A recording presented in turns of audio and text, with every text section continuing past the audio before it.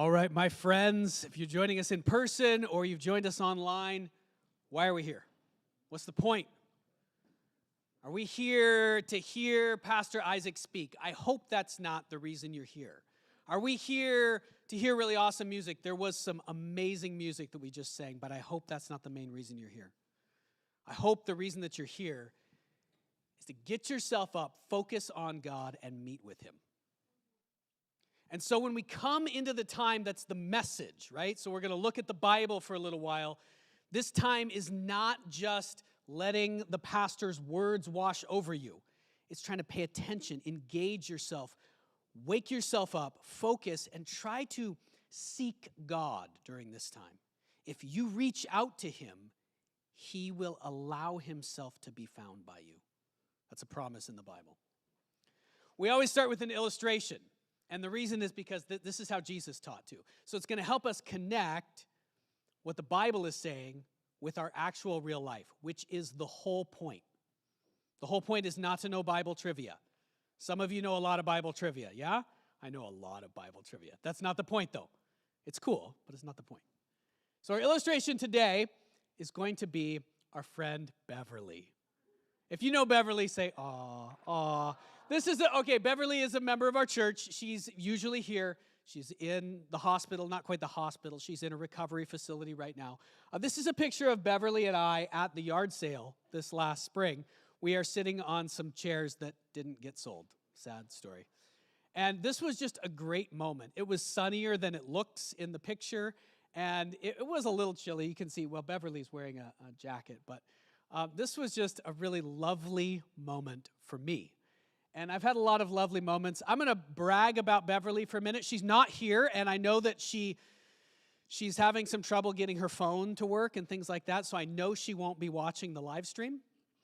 And so I'm going to say some things, good things about her that I wouldn't say if she were here, because she would probably get a little upset with me if I said them. But I'm going to say them anyway. I'm going to tell you a number of things about Beverly.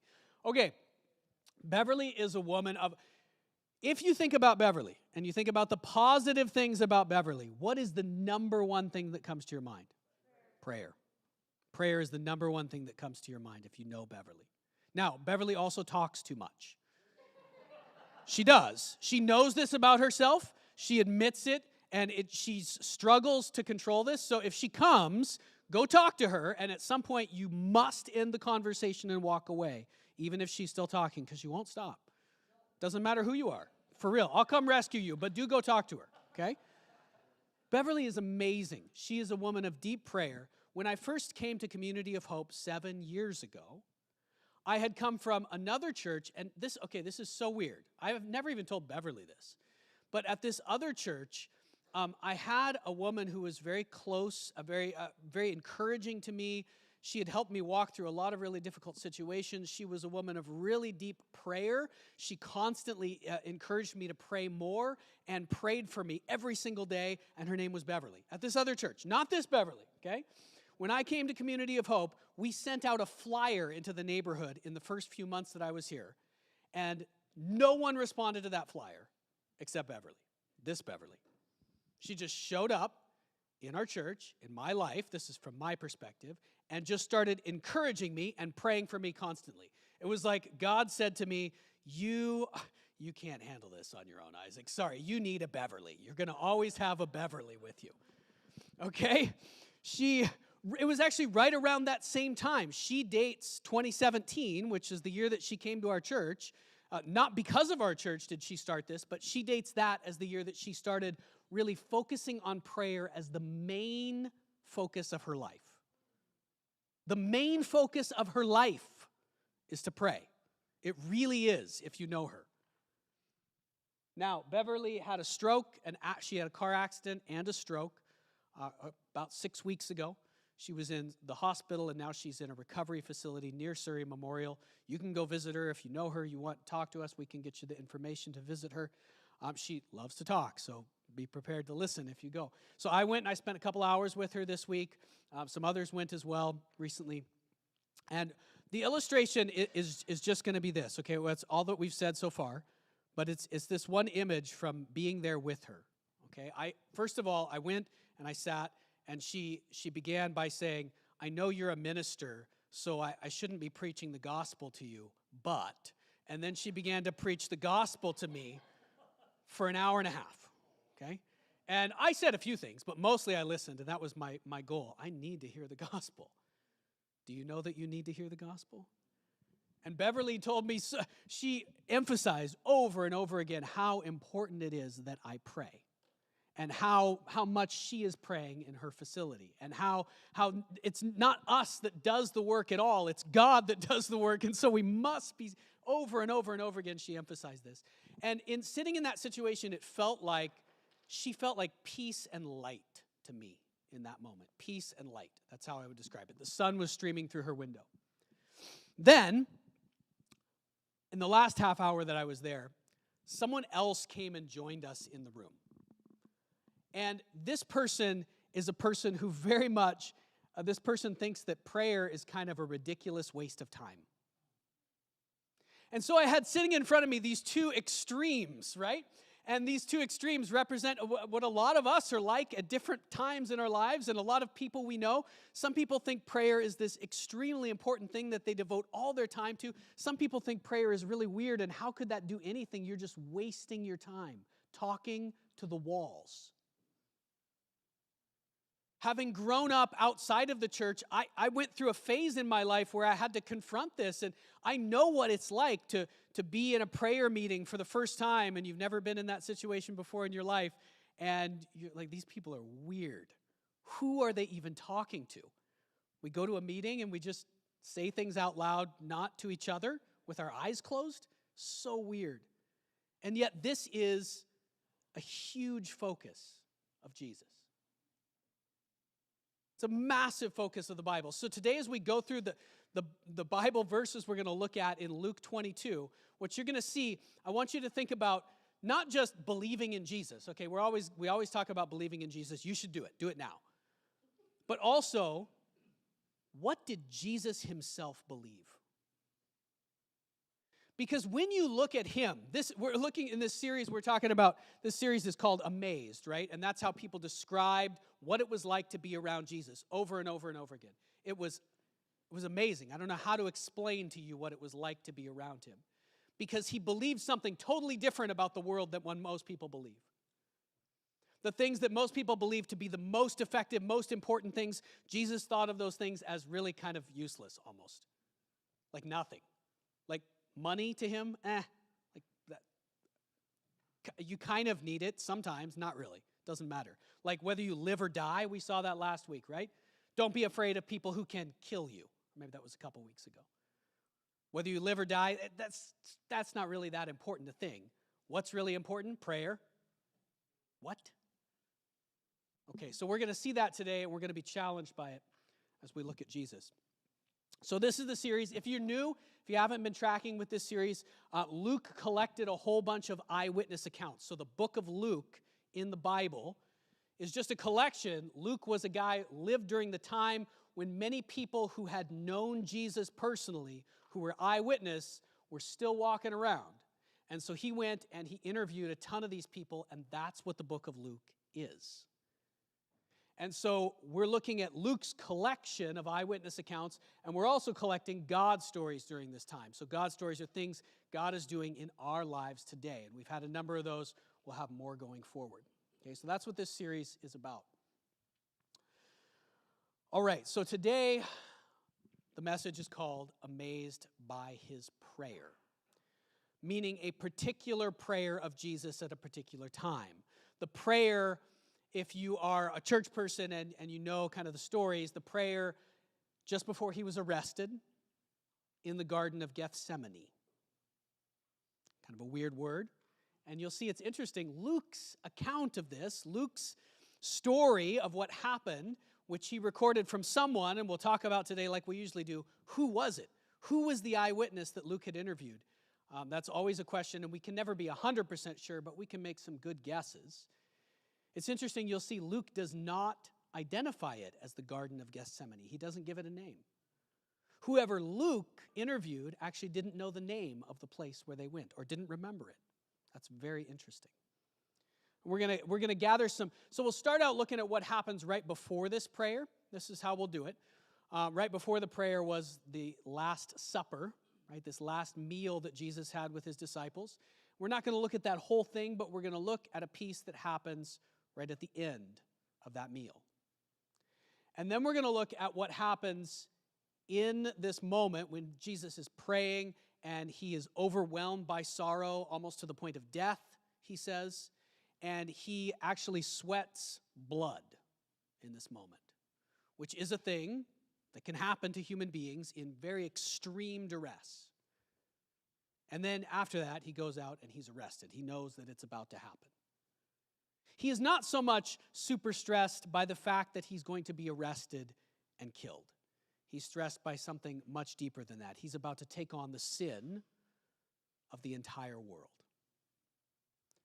But we're going to look at that, and we'll talk about whose eyewitness account is this? How is it different from the other accounts? It's a story, it's a retelling of the exact same event, but from a different perspective than Mark and Matthew have it. Interesting. And then we'll go through it and just draw a few lessons out of this for us today about what Jesus believed about prayer and how we can apply that to our lives. Okay? So here we go. The first section, looking at the end of what happened in the Last Supper. We'll call this section, Sifted Like Wheat. At the end of the dinner, Simon, what's his other name? What's the name Jesus gave him? Yeah, Peter. What does Peter mean? The Rock. Yes, Jesus gave his disciples wrestling names. I know it's weird, but he did. He renamed this guy the Rock. But he also called him Simon. So Simon. So Simon is one of his closest followers. Simon's going to be there throughout this whole story. Peter, Satan has asked to sift all of you as wheat. Okay, so what did that mean? We don't really sift wheat anymore. Maybe some of us have at some point. I don't think I ever have. We might sift flour, but this is actually talking about wheat kernels. So, in the ancient world, you would take these long stalks of dried wheat. You would beat them with a stick so that the wheat kernels would fall off. That's called threshing. Then you would take a pitchfork and throw them up in the air so the wind could blow away the chaff. That's called, anybody know? Winnowing. That's called winnowing. And then you would sift the wheat kernels. It was kind of the final process. You would basically have like a tray that has mesh on the bottom, and you would have the wheat kernels in it, and you would just toss them a whole bunch. And all of the stuff that's not wheat, the little leftover chaff, the little bits that are left of dirt or little pebbles would fall through, and you would have clean wheat at the end, clean wheat kernels. So the idea here, you don't necessarily need to know all that other than to know that what Jesus is saying is Satan himself has asked to take Peter and just throw him all over the place. And the enemy is going to do that to you in your life as well. In fact, he already has to all of us many times, and he will again. Satan has asked to sift you like wheat. How are you going to survive when Satan attacks? But Jesus says to Peter, I have prayed for you, that your faith may not fail. And when you have turned back, strengthen your brothers. Now, this is so interesting because it tells us a number of things.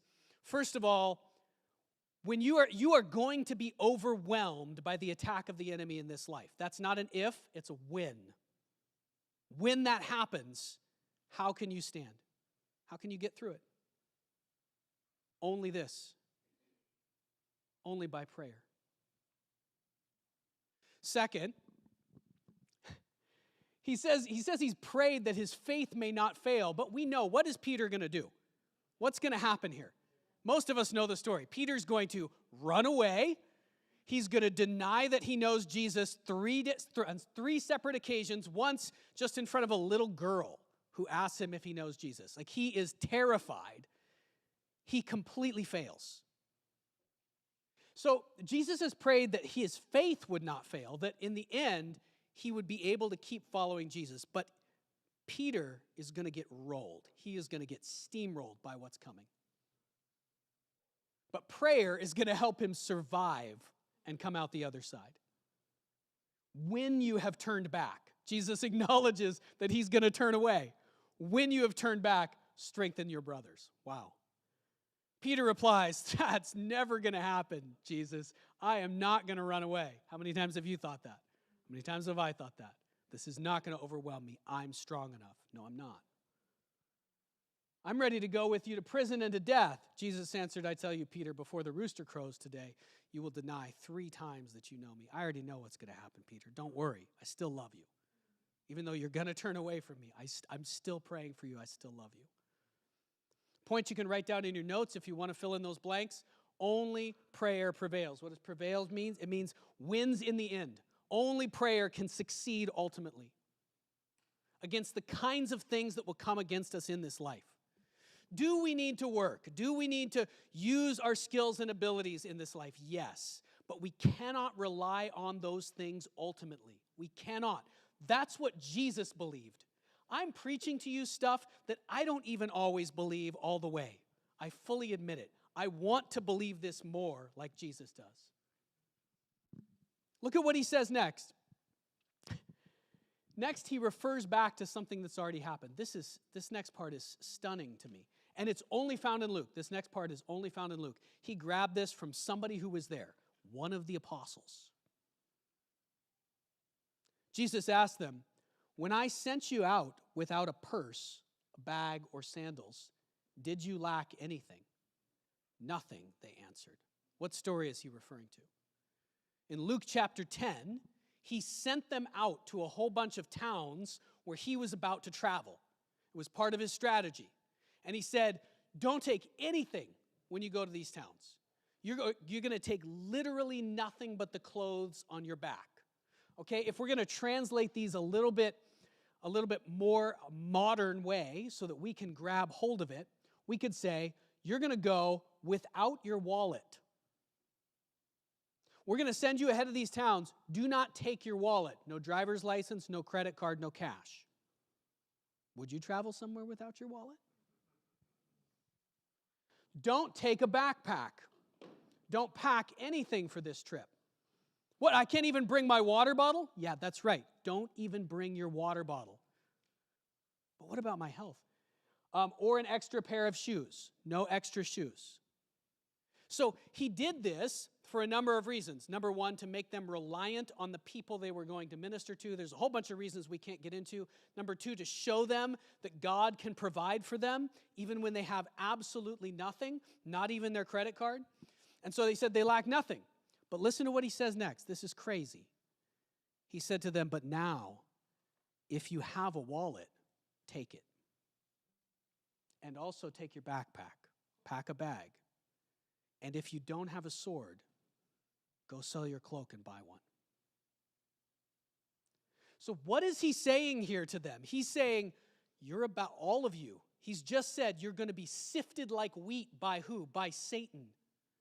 You're about to be steamrolled by life.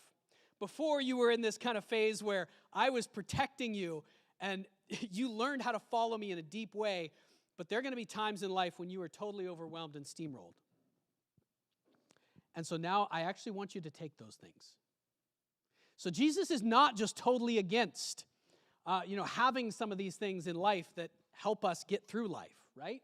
Take your wallet, take your bag. This is stunning. There's a verse in the Bible where Jesus tells his disciples to take a sword. I mean, if we really want to feel the impact of that, that was the weapon of war in that day. Let's just read it in a very modern way. Take your wallet, pack your backpack, and if you don't have a gun, go sell your jacket and buy one. Do you feel it? What? It is written, okay, then he quotes a scripture about how the Messiah is going to suffer and die. And he says, this is about to happen. You're going to be totally overwhelmed in just a minute. And so the disciples, as soon as he tells them to go get a gun, they are pumped. Okay, these are all young men. You tell these young men they've just been waiting for Jesus to say, I am the king of Israel, and let's form an army. They've been waiting for that. So they run out and try to find some guns immediately. okay? And they bring back, look, we found 2 guns already. And Jesus says, whoa, stop. That's enough. What's his point? His point is, we've already seen, what's the thing that prevails in the end? Prayer. Do you need a wallet? Do you need a backpack sometimes in this life? Yes. Do you sometimes need to defend yourself? Yes. And Jesus' mission is not about those things, and the thing that will ultimately prevail is prayer. I'm not telling you to form an army. Stop it, guys. I've told you this like 100 times. Don't form an army. I just want you to be able to protect yourself when they come try to kill you and escape, at least some of you. That's it. 2 swords. Fine, that's enough. What does Peter do? Did anybody know later that night? What's Peter do with one of those swords? He cuts off the ear of one of the high priest's guards. And Jesus picks the ear up off the ground, puts it back on the guy's head and heals him. And says, Peter, knock it off. Who is this guy? That's always the question. Who is this guy? Okay, so here's a point you can write down. Bring your wallet, pack your bag, but don't think they can save you. Bring your wallet, pack your bag, but don't think they can save you. Okay, let's jump into the actual prayer on the Mount of Olives in the Garden of Gethsemane. And I'm going to read it, and then we're just going to ask the question, whose eyewitness account is this? Okay, and then we'll read it again, and we'll draw a couple lessons out of it and be done for today. So let's read it first, one time through. So Jesus went out as usual to the Mount of Olives, and his disciples followed him. We'll talk about in a minute what that is. On reaching the place, he said to them, "Pray that you will not fall into temptation." He withdrew about a stone's throw beyond them. He knelt down and he prayed. Okay, so the image is he's got his disciples, but then he said, you guys sit here and pray because you're about to be overwhelmed. Remember, he's just said you're going to get steamrolled. You're going to be sifted like wheat. Everything's going to come at you. You need to pray and pray and pray so that you don't fall. That's the only way to stand. And then he demonstrates it himself. He goes off a ways away from them. He's like, I need to be away from you guys. You guys often don't understand what I'm talking about at all. Give me a little space. He goes off and he prays. He's on his knees. That's explicit here. He says, and this is part of his prayer, Father, he's praying to his Father in heaven, if you are willing, take this cup from me. Yet not my will, but yours be done.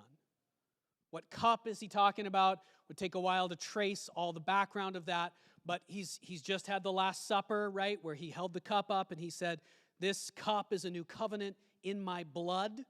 So the cup is his coming death on the cross. That's what it is.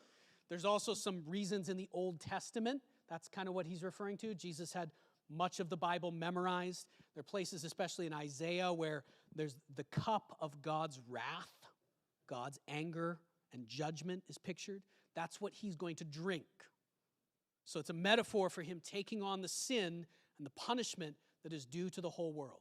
But he's saying, Jesus is saying, Father, I don't know if I can handle this. If there's any other way. But I will do what you want. I will. An angel from heaven appeared to him and strengthened him. Only in Luke. And being in anguish, these are strong words here. Being in anguish, he prayed more earnestly, more intensely, and his sweat was like drops of blood falling to the ground. When he rose from prayer and went back to the disciples, he found them asleep. What did he tell them to do? He told them to pray, and he goes back and he finds them asleep. Have you ever fallen asleep while you're trying to pray? I've done that so many times, guys, so many times. He found them asleep, exhausted from sorrow. Why are you sleeping? He asked them. Get up and pray so that you will not fall into temptation. Okay. Let's just, before we get, this is the Mount of Olives. I'll look at that in just a minute. Let's go back. Let's just point out a few of the things that are different here, okay? So this story is recorded in 3 of the 4 Gospels, and even in the Gospel of John, there's a little bit of a reference to it. Okay, so in Matthew and in Mark, there's basically the same story. And we've seen this a number of times where some of the things that Luke has, he's got a copy of Mark, almost for sure, with him as he writes his gospel, his book about Jesus' life. And so some of the things he's taking directly from Mark, as well as interviewing people. Mark's account is Peter. Mark has interviewed Peter, or just basically written down Peter's memories.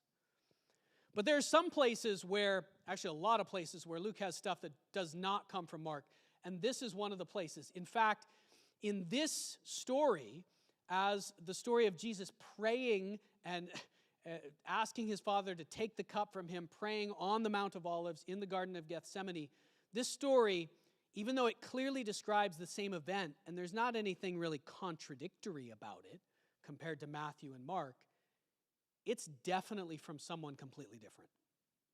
There are so many differences in the way the story is described, in pieces that are not there in the book of Mark that are there in Luke. So let me just point out a few of them to you, okay? Number 1, I said this earlier, the Garden of Gethsemane is not named. So in Mark and Matthew, what happens is all the disciples go to the Mount of Olives, and then just 3 of them go with Jesus. So Peter, James, and John go with Jesus to the garden. The garden is named in those books Gethsemane. Whoever gave Luke this information doesn't remember the name or didn't think it was important. All he remembers is that it was on the Mount of Olives. Also, he doesn't say anything about just the 3 disciples going away with Jesus, although that clearly happened. He just talks about all the disciples going with him onto the mountain. Totally different opening. Okay? The other thing that happens here is the words. I mean, Jesus says in all the accounts, he says basically the same thing, but he says it in different words. So in Matthew and Mark, he says, watch and pray. And watching specifically meant stay awake late into the night. Stay awake, don't fall asleep. But that phrase isn't found here. It's a little bit different wording, though of course it means the same thing. Pray that you won't fall into temptation. The distance that he withdrew from them is described differently. These are small things, but once again, why is this important? It helps us realize that these are actual events that are being described by different people. It also helps us enter into it. Whoever gave this account of the story describes it as he went about a stone's distance away, about the distance you could throw a rock. It's described differently in Matthew and Mark. He went a little ways away. He prayed. The other big difference is in Matthew and Mark, there's sort of a cycle of 3 times. Many of you will know that, right? Where Jesus goes away and prays, and then he comes back and the disciples are sleeping. He wakes them up. Then he goes away and prays again, and then he comes back. It happens 3 times. And then finally, he's arrested at the end. But in Luke's version, there's really only 1 that's described. This doesn't mean that they're contradictory. Do you guys see that? I mean, it's just sort of left out here. Or maybe whoever he was interviewing didn't even remember that there were 3 times. I think this is an intriguing idea. Maybe whoever he's interviewing here didn't wake up the first 2 times. Who of the disciples, if you had to guess which of the disciples, especially of the 3 who were really with Jesus in the garden, Peter, James, and John, there's really only 3 choices. Who do you think is most likely to have not woken up the first 2 times? You could make lots of guesses about this, and we don't know the real answer. But I've noticed that teenagers are sometimes really hard to wake up. Have you ever noticed that? I've also noticed that only one of the disciples was still a teenager at this moment, and that was the disciple John, who we know from earlier. We've looked at this. It's almost certain that Luke at some point interviewed John. Very interesting. John doesn't wake up the first 2 times. Do you wake up the first time when Jesus is trying to get your attention? The angel, that's not recorded in the other two accounts, the angel showing up. This part, which we'll come back to in a minute, and what it means, the fact that he prays more earnestly and his sweat is like drops of blood falling to the ground. John was also very often close to Jesus and like physically close to him. Like at the Last Supper, they were like laying on each other. They were almost cuddling or something. Maybe not cuddling, but they were like reclining together at the Last Supper, which is normal in their culture. It's not weird, okay?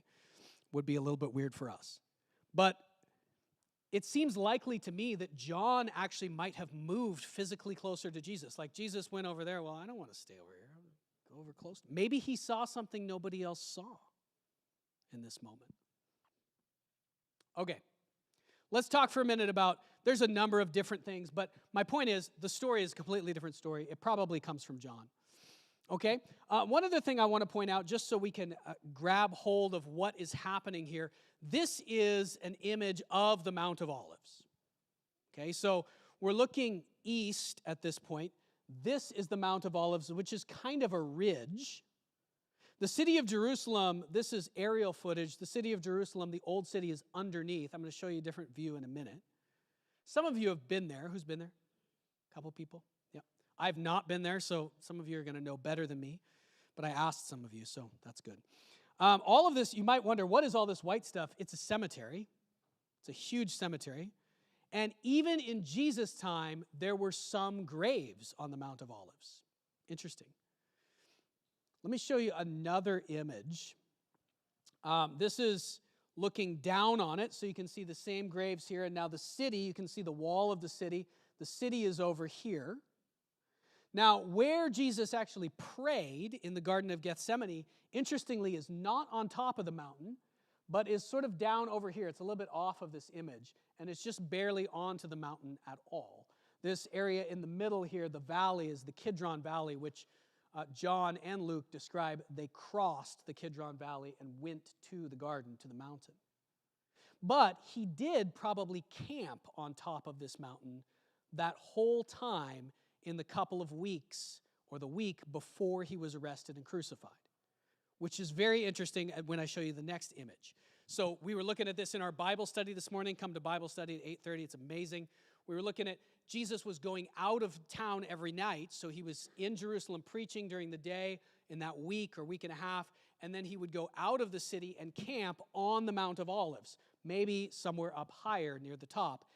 If he were camping near the top, here's the view that you would have from the Mount of Olives. Now here you're seeing the cemetery below you. What do you notice in the view? Yeah, the one thing that sort of stands out right now is the Al-Aqsa Mosque, right? The Dome of the Rock, which of course in Jesus' time was what? That was the Jewish temple. So as he's camping on that mountain, and even as he's in the garden praying, right up looming above him from the view of the garden would have been the temple, where he was going to go, not necessarily in the temple to be put on trial, but he was going to go to the temple, into the city, and be put on trial that very night. And on the top of the mountain, if he camped on top of it, what you can't see now, but you could have seen in Jesus' time, not only the temple, but beyond the temple, another mountain, another hill. That hill was called Golgotha, the place where he would be crucified. So in the week leading up to his death, he's camping on top of a hill, looking across a valley at the place where he's going to go and be arrested and tried and beaten, and then beyond it at the place where he's going to die. And he knows it. Stunning. Helps us get into Jesus' mindset. This is a famous painting of Jesus on the Mount of Olives as he approached Jerusalem, weeping over the city. And you can kind of, the city is off to the right mostly, but you can kind of gain a sense of what it might have looked like to him in that time. Now, we're just going to look back through it one more time, draw out our last couple of lessons about what this means for us today. The whole point of this section What Jesus is telling them and what he's telling us is when you're about to be overwhelmed in this life, don't go to sleep. Get up and pray. I struggled all week knowing that I would have to come and deliver that message because I don't always live it out. I so often want to just, go to sleep can be a number of different things. That can just mean check out, right? Pretend like what's happening in my life isn't really happening. Just hide under my covers, either literally or metaphorically. Jesus is saying, no, get out from under your covers. Get up. Get on your knees and pray. That is the only thing that will prevail. Just look at it again from that perspective. He goes to the Mount of Olives. He's told them they're about to be overwhelmed, steamrolled by life. He says, guys, here's what you need to do. Pray that you won't fall into temptation. That doesn't just mean they're going to commit some particular, it means testing. It means the enemy is coming to attack them, to try and destroy them. And the only way to stand when the enemy attacks is for them to pray and pray and pray. And he's serious about this. This is an all-night prayer meeting he's having with them. It's not just like, hey, let's pray for 5 minutes and go home. Jesus is very intentional and serious about this. You guys got to pray. He goes off by himself and prays on his knees, sweating blood. Here's the kind of prayer he's praying. You'll notice this prayer is much like the Lord's Prayer, the prayer he taught them to pray. God, don't lead me into temptation. Take this cup from me. But your will be done on earth as it is in heaven. It's the same thing he's taught them to pray, just in different words. Notice the angel appears from heaven and strengthens him. That might sound like, oh, now everything's all better. The angel showed up. What happens? What's the result of the angel appearing and strengthening him? It's this. He's in greater anguish, and he prays more intensely. The angel shows up to strengthen him, not to comfort him and make everything all better. The angel shows up to give him the energy and the ability to pray. And he prays so intensely after the angel shows up that he sweats blood. Then he gets up, goes back to his disciples, finds them exhausted. Notice they're not just exhausted because he's kept them up all night. What are they exhausted from? Only Luke tells us this. They are exhausted from sorrow. Have you ever been there? Why can't I do anything right now? Life has just overwhelmed me. I should be able to, but I'm just exhausted by sorrow.